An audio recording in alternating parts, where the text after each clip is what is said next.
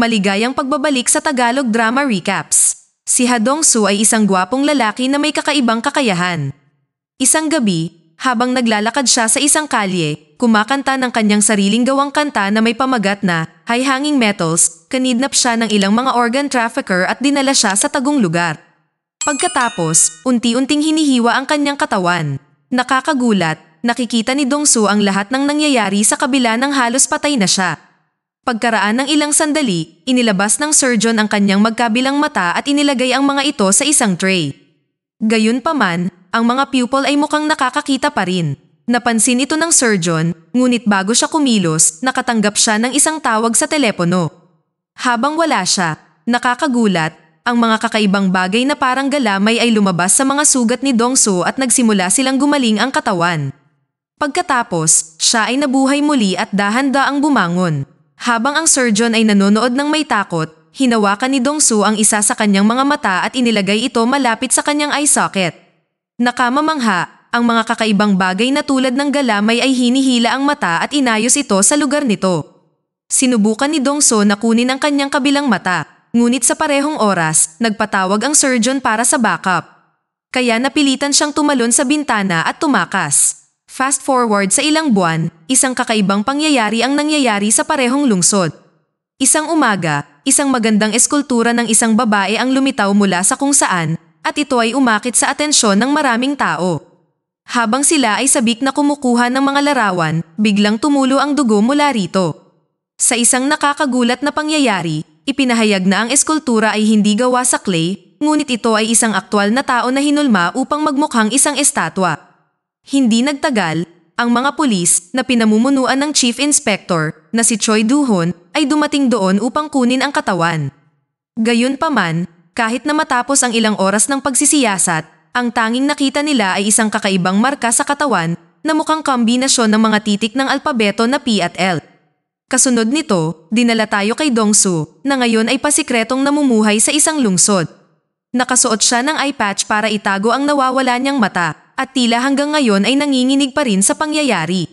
Isang gabi, habang nag-e-ensayo siya ng kanyang mga kanta, bigla siyang nakaramdam ng matinding pananakit sa kanyang mata at nakaranas siya ng isang pangitain. Sa loob nito, nakikita niya ang isang first-person view ng isang taong tumitingin sa larawan ng mga zodiac sign sa kanyang computer. Isa sa mga simbolo sa larawan ay ang salitang PL na nakaukit sa namatay na babae kanina. Napansin din ni Dong-soo ang isang hanay ng mga sketch sa paligid ng mesa ng tao. Nang matapos na ang kanyang kakaibang pangitain, naniniwala siya na nakikita na niya ang kabilang mata niya na inilipat sa ibang tao. Kinabukasan, habang si Dong-soo ay nasa kanyang pinagtatrabahuan sa isang junkyard, napansin niya ang ilang mga magnanakaw na nanliligalig sa kanyang matandang amo. Sinubukan niyang pigilan ang mga ito ngunit sa halip ay nabugbog siya. Pagkatapos, isa sa mga tulisan ay naglabas ng kutsilyo at inihagis ito kay Dong-soo, umaasang maiiwasan niya ito, ngunit hindi gumalaw si Dong-soo. Dahil dito, naputol ang tenga ni Dong-soo at nahulog sa lupa. Takot na takot ang mga tulisan sa nakita at agad silang tumakbo palayo. At pagkatapos nilang mawala, ginamit ni Dong-soo ang kanyang mahiwagang kakayahan upang idikit ang tenga pabalik sa kanyang katawan. Samantala, ang mga organ trafficker ay nakabantay kay Dong-soo dahil ang kanyang walang kamatayang katawan ay maaring nagkakahalaga ng milyon-milyon. Napansin din siya ni Chief Inspector Choi malapit sa mga pinangyarihan ng krimen at pinaghihinalaan niya na may kinalaman siya. Nang gabing iyon, sinubukan ni Dong-soo na lunurin ang kanyang pagkabalisa sa pamamagitan ng pakikinig sa musika. Kumuha siya ng gitara at sinubukang patugtugin ang kanyang kanta na High Hanging Metals. Gayunpaman, dahil ito ay matagal na, hindi niya matandaan ang mga chord. Kaya, pumunta siya sa kanyang anonymous na channel sa YouTube at pinatugtog ang kanta sa slow motion para maunawaan ang mga chords. Kasabay nito, ang lalaki mula sa kanyang paningin ay nagpatugtog din ng parehong kanta at sa sandaling gawin niya ito, ang kanyang mga mata ay nagsimulang sumakit. Naranasan din ni Dong-soo ang matinding sakit sa kanyang mata. Sawa na sa mga kakaibang pangyayari, nagpa siya siyang magtungo sa parehong lugar kung saan siya dinukot para hanapin ang kanyang kabilang mata. Sa kasamaang palad, pagdating niya sa lugar, agad siyang nakita ng isa sa mga organ trafficker at tumawag para sa backup. Pagkatapos, isang mahabang habulan ang naganap. Si Dongsu ay halos hindi makatakas ngunit nagtangka pa ring tumakas, ngunit sa sandaling iyon, isang batang babae na nagngangalang Lee Irang ang lumapit sa kanya. Mukhang alam niya ang tungkol sa kanyang kalagayan at hiniwan niya ang kanyang binti upang tingnan kung totoo ang mga tsismis. Sa kanyang pagkabigla, pinagaling ni Dongsu ang kanyang sugat sa isang kisap mata at tumakas. Kasunod nito, ipinakita sa atin ang parehong lalaki mula sa mga pangitain ni Dongsu na pinag-aaralan ng kanyang sketchbook. Ang nakakagulat, ang mga sketch ay ang mga taong pinatay at ginawang estatwa. Ito ay nagpapatunay na ang taong nagtataglay ng kabilang mata ni Dongsu ay ang mamamatay tao. Sa sumunod na eksena, ipinakilala sa atin ang isang babae na nagngangalang Sunhee na papunta sa trabaho sa isang bus. Habang naglalakad, naiinip siya at nagsimulang makinig sa kanta ng high-hanging metals sa YouTube na naging viral. Pagkaraan ng ilang sandali, nakarating siya sa kanyang pinagtatrabahuan at napansin ang maraming tao sa labas. Nakatitig sila sa isang estatwa ng tao na lumalabas na ang pinakabagong pagpatay sa lungsod. Pagkaraan ng ilang sandali, kasama ni Sunhee ang kanyang crush at team leader, si Jin Sub, na tahimik at mayabang. Upang maputol ang awkwardness, sinimulan ni Sunhee ang paghuni ng high-hanging metals na kanta at kasabay nito, nakaramdam ng bigla ang pananakit si Jin Sub sa kanyang mata. Gayun din ang naranasan ni Dongsu at nagsimula siyang makakuha ng first-person view sa pamamagitan ng mata ng mamamatay tao. Nakikita niya ang babae, si Sunhee, at ang kanyang pinagtatrabahuan. Sa wakas ay ipinahayag nito na ang mamamatay tao ay walang iba kundi si Jin Sub mismo. Nalaman din natin na pareho sila ng mga mata ni Dongsu na kinikilala ang kanyang kanta, kaya sa tuwing tumutugtog ito, nagsisimula silang muling kumonekta sa pamamagitan ng telepathic na paraan. Nang gabing iyon, si Dongsu ay nagkaroon ng isa pang pangitain kung saan siya ay nagkaroon ng mas magandang view sa sketchbook ni Jin Sub. Nakita niya ang mga salitang corpse art at nagpas siyang hanapin ito sa Google. Sa kanyang takot, nakita niya ang mga larawan ng kamakailang mga pagpatay at sa wakas ay napagtanto na ang taong may kabilang mata ay ang may kasalanan. Kinabukasan, hindi na siya nag-aksaya ng oras at tumungo sa lokasyon na nakita niya sa kanyang mga pangitain. Napansin niya si Sunhee at agad siyang nakilala, kaya lumapit siya sa kanya at nagtanong tungkol sa lalaking kasama niya noong nakaraang araw, ngunit tulad ng inaasahan, natakot sa kanya si Sunhee at agad na lumayo. Ngayon, walang lead si Dongsu dahil hindi niya alam kung ano ang itsura ng mamamatay tao. Kaya, nagpasya siyang maghanap ng higit pang mga pahiwatig tungkol sa kanya. Pumunta siya sa isang espesyalista sa horoscope at tinanong siya tungkol sa misteryosong PL sign. Inihayag niya na ito ay tumutukoy sa planetang Pluto at sa pangkalahatan ay itinuturing na isang masamang palatandaan. Pagkatapos ay binanggit ni Dongsu ang petsa ng kamakailang 2 kaso ng pagpatay at nagtanong kung mayroong anumang koneksyon sa pagitan nila. Itinuturo ng espesyalista na tiyak na konektado sila at ipinaliwanag din na ang susunod na katulad na petsa ay sa ika-25 ng Disyembre na bukas. Naalarma nito si Dongsu dahil napagtanto niya na ang susunod na pagpatay ay mangyayari sa susunod na araw. Gusto niyang pigilan ito pero hindi niya alam kung saan magsisimula. Samantala, dumating si Sunhee sa bahay ni Jin Sub at nakipag-ibigan sa kanya, walang kaalam-alam na siya ay isang cold-blooded killer. Nang matapos na sila, naligo si Jin Sub habang si Sunhee ay nagmamasid sa kanyang bahay. Nadatnan niya ang kanyang sketchbook at tiningnan ito dahil sa curiosity. Nagulat si Sunhee nang makita niya ang mga kakilakilabot na sketch ng mga pinatay na biktima at nalaman niya na ang crush niya, si Jin Sub, ang mamamatay tao. Kinabukasan, ika-25 ng Disyembre, at gaya ng hinulaan ni Dongsu, isang estatwa na bangkay ang natagpuan sa isang liblib na bukit. Isang malaking pulutong ang nagtipon, at kabilang sa kanila ang mga organ trafficker at inspector na si Choi. Sa kasamaang palad, napansin ng magkabilang panig si Dongsu at nagsimulang habulin siya. Ang mga organ traffickers ay unang nakarating sa kanya, ngunit sa takdang panahon, ang misteryosong babae mula kanina, si Irang, ay dumating at pinabagsak sila. Pagkatapos ay dinala niya si Dongsu sa isang ligtas na lugar at ipinakilala ang sarili ng maayos. Siya ay isang novelist na kasalukuyang nagsusulat ng isang artikulo tungkol sa connects. Ang mga connect ay mga supernatural na tao tulad ni Dongsu na maaaring muling buuin ang kanilang mga bahagi ng katawan, kaya ginagawa silang immortal. Bago umalis, nagpalitan ng numero ang dalawa at nangakong magkikita sila sa lalong madaling panahon. Sa kabilang banda, nilapitan ng isang natatakot na Sunhee ang isa sa kanyang mga kasamahan at sinabi sa kanya ang tungkol sa nakita niya sa sketchbook ni Jin-sub. Nang maglaon, nakita niya si Jin-sub at humiling na makipag-usap ng pribado. Pumunta ang dalawa sa rooftop at hinarap siya ni Sunhee dahil sa pagiging mamamatay tao. Ipinaliwanag niya na nakita niya ang lahat ng kanyang sketch at ang kanyang masalimuot na masasamang plano. Pinagmamasdan sila ng kanyang kasamahan mula sa isang sulok, ngunit sa kasamaang palad, nagring ang kanyang cellphone at nabunyag nito ang kanyang pagtatago.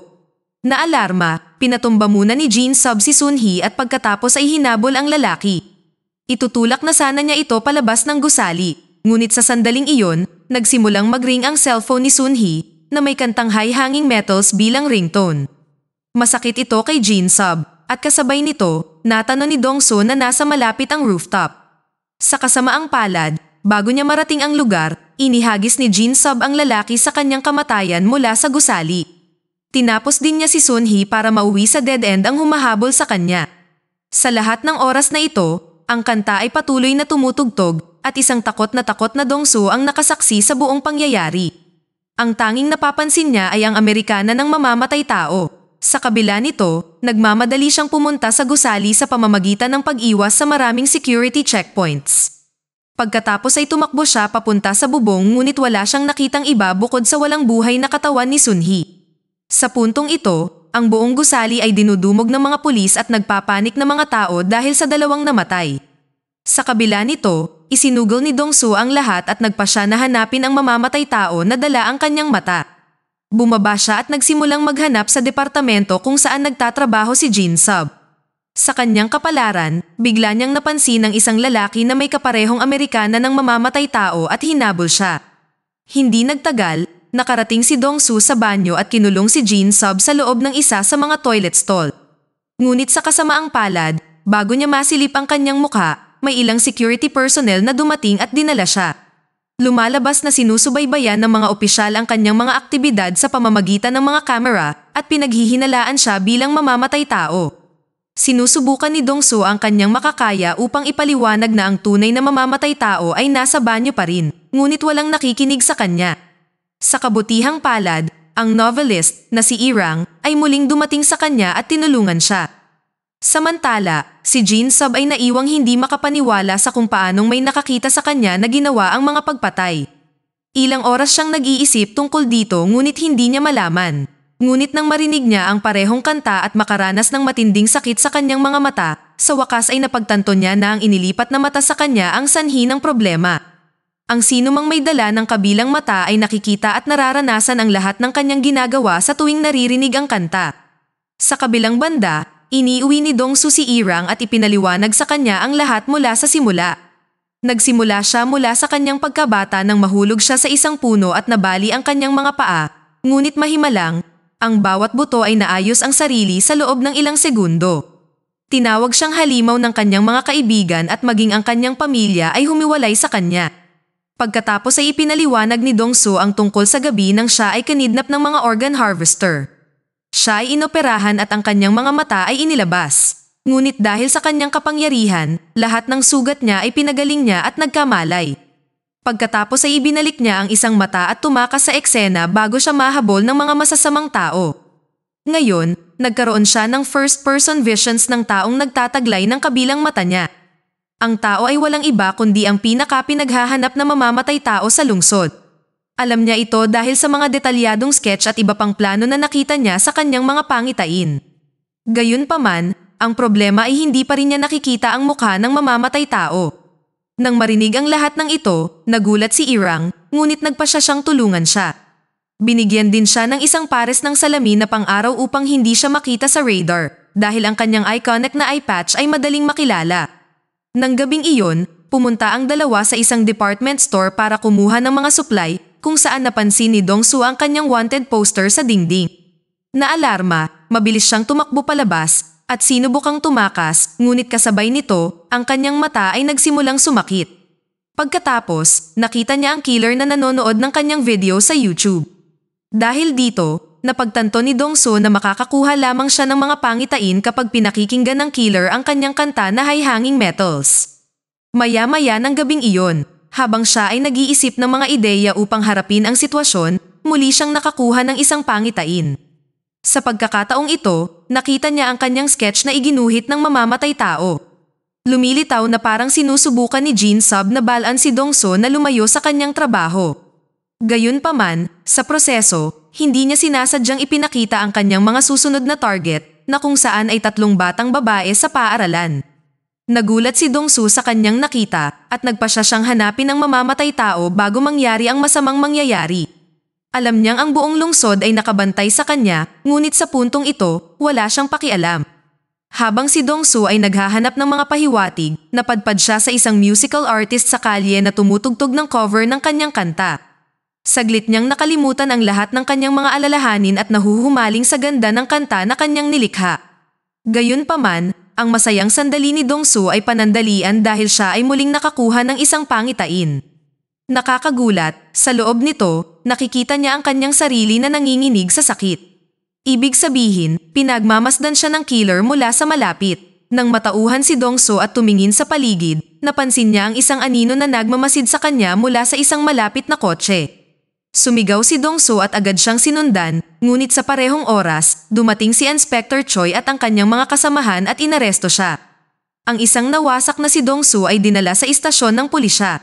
Sa istasyon ng pulisya, nakita natin ang inspector na si Choi at ang kanyang mga kasamahan na sinusubukan tanungin si Dongsu.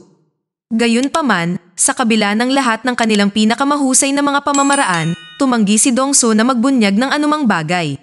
Ang isa sa mga opisyal ay nagalit at sinubukang bugbugin si Dongsu, ngunit pinatahimik siya ni Inspector Choi at hiniling na umalis sa silid.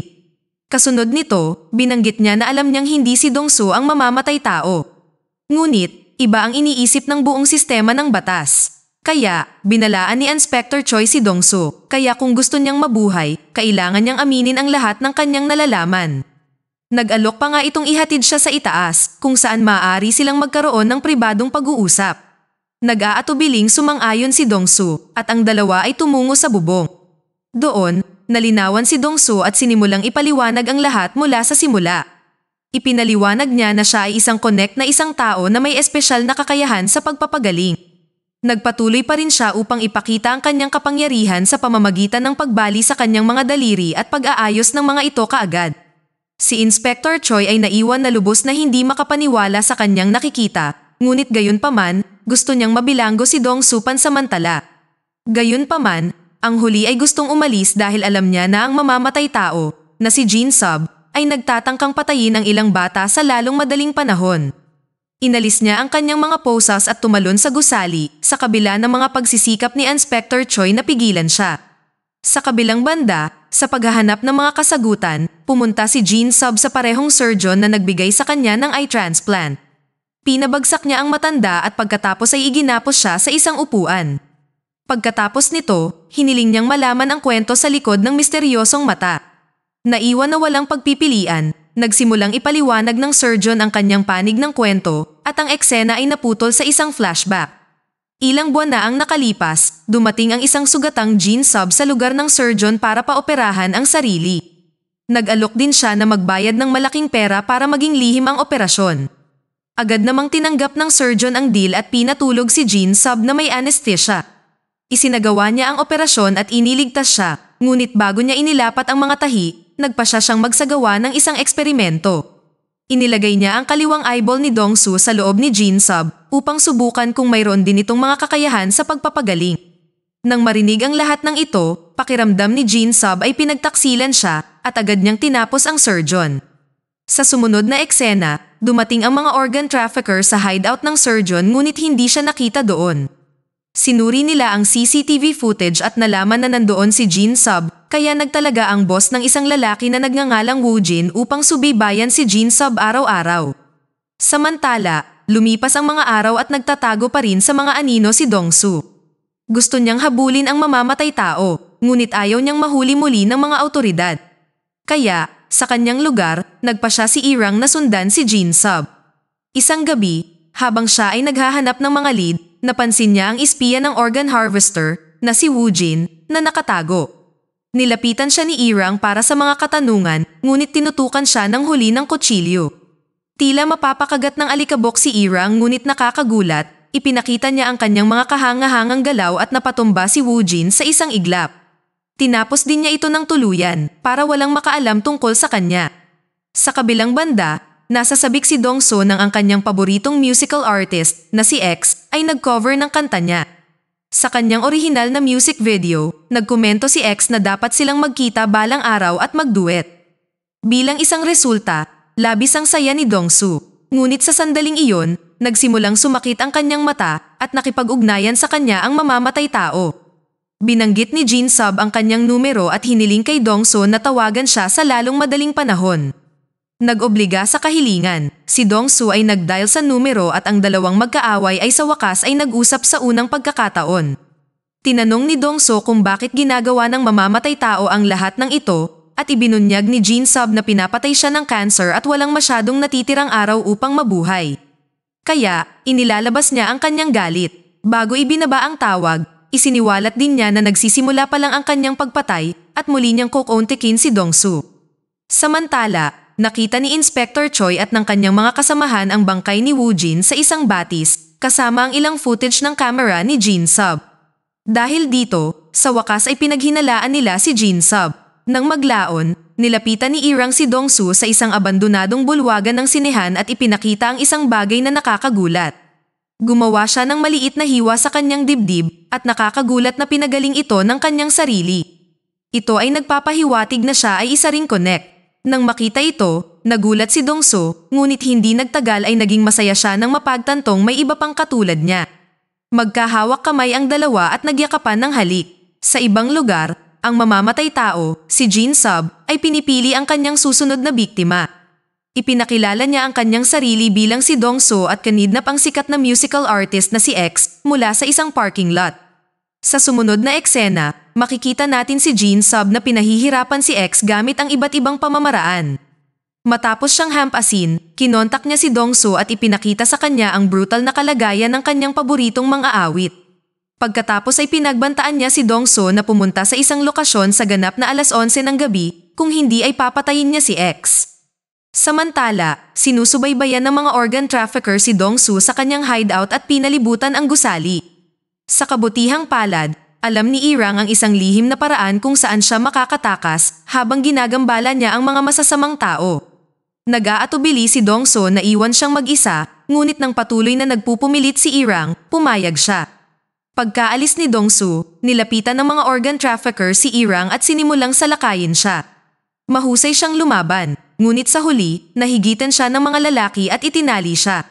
Pagkatapos ay tinanong nila siya tungkol kay Dongso ngunit tulad ng inaasahan, walang sinasabi si Irang. Dahil dito, ang isa sa mga lalaki ay nagalit at hiniwa ang kabilang bahagi ng kanyang mukha. Sa kanilang pagkagulat, gumaling kaagad si Irang. Ito ay nang mapagtanto nila na siya ay isang connect rin. Ngayon, gustong ibenta ng boss ng organ harvesting gang si Irang sa malaking halaga pero may iba siyang plano. Sa isang kisap mata, nakawala siya sa kanyang pagkagapos at inatake ang mga lalaki sa kanyang mga kahanga-hangang galaw. Pagkatapos ng isang angkop na sandali, siya ay tumakas mula sa lugar. Samantala, ang inspector na si Choi at ang mga pulis ay tiningnan ang mga larawang nakuha kay Woojin at sa wakas ay nalaman ang address ni Jin Sub. Pinapanood din nila ang surveillance footage ni X na dinukot at habang pinagmamasdan ng maayos, napagtanto na ito ay si Jin Sub na nagbabalat kayo bilang Dongsu. Sa pamamagitan nito, naging malinaw sa kanila na si Jin Sub ang aktwal na mamamatay tao. Iminungkahi ng isa sa mga pulis na ipadala ang koponan ng SWAT doon, ngunit nagpa siya si Choi na pumunta doon mismo. Sa kabilang banda, 11:00 ng gabi na at tumungo si Dongsu sa lokasyon kung saan siya pinapapunta.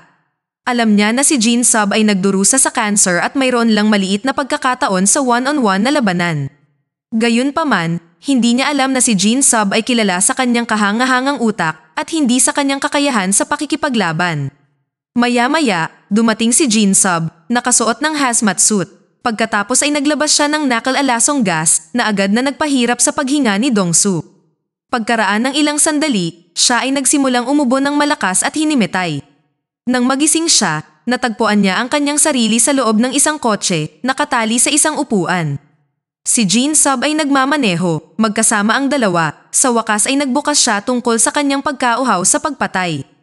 Inihayag niya na dahil wala nang natitirang maraming araw para mabuhay, gusto niyang malaman ng lahat kung ano ang pakiramdam ng kawalan ng pag-asa at takot. Bukod dito, gusto rin niya kapag ang mga tao ay sumisigaw sa matinding paghihirap.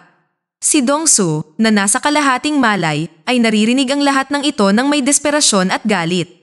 Sinusubukan niyang kumawala sa kanyang pagkakagapos, ngunit ang nakalalasong gas ay nagpapahina sa kanya sa ngayon. Sa sumunod na eksena, nakita natin si Irang na nag-iisang papunta sa isang circus. Ang isa sa mga organ harvester ay nakabuntot sa kanya doon, ngunit si Irang ay mabilis na lumapit sa kanya mula sa likuran at tinapos siya. Pagkatapos, tumungo siya sa isang liblib na bahagi ng circus area kung saan natutulog ang isang 8-feet giant. Connect din pala ang higanti na may healing ability. Matangkad siya at deformed na kaya hindi niya kayang magsalita ng normal na lengguwahe. Sinabi sa kanya ni Irang na dumating na ang oras para kumilos at umalis ang dalawa sa lugar. Sa ibang lugar, sa wakas ay nagising si Dongsu at nabawi ang kanyang lakas. Sa tabi niya, nakita niya ang deformed body ng surgeon na nakabitin sa isang poste. Dumating si Jin Sub at ipinahayag na plano niyang gumawa ng iskultura ng surgeon sa lalong madaling panahon. Pagkatapos nito, pumunta siya sa isang silid at pinalabas ang isang halos hindi makahinga na si X. Nasasaktan si Dongsu nang makita ang kanyang paboritong musical artist sa ganitong kalagayan. Nagsimula siyang humingi ng tawad sa kanya sa paglalagay sa kanya sa ganitong kondisyon, ngunit tulad ng inaasahan, walang naiintindihan si X. Kaya naman, ipinaliwanag ni Dongsu na si X ay kanidnap para lamang maakit siya sa lugar na ito. Ibinunyag din niya na si Jin Sub ang mamamatay tao na nagdudulot ng kalituhan sa lungsod. Samantala, sa wakas ay isiniwalat ni Jin Sub ang kanyang masamang intensyon. Dahil ang cancer sa loob ng kanyang katawan ay walang lunas, gusto niyang maging immortal ang katawan ni Dongsu. Ang plano niya ay i-connecta ang kanyang ulo sa katawan ni Dongsu. Upang subukan kung gagana ang pamamaraan, pinutol niya ang bawat daliri mula sa kamay ni Dongsu pati na rin sa kamay ni X. Pagkatapos, pinagpalit niya ang dalawang set ng daliri. Nakapagtataka, pareho silang konektado agad dahil sa galing ni Dongsu sa pagpapagaling. Pagkatapos ng matagumpay na eksperimento, binuksan ni Jin Sub ang kulang system at iniwan ang mga ulo upang ihanda ang kanyang sarili. Pagkaraan ng ilang sandali, nang matauhan si Dongsu, napansin niya ang silid na halos nagyelo. Sa tabi niya, si X ay tila walang malay kaya nagsimulang tawagin ni Dongsu ang kanyang pangalan. Sa wakas ay nagising si X, ngunit halos wala na siyang lakas na natitira sa kanya. Gayunpaman, humingi siya ng paumanhin sa paghadlang sa pagsisiyasat ni Dongsu bago pumanaw.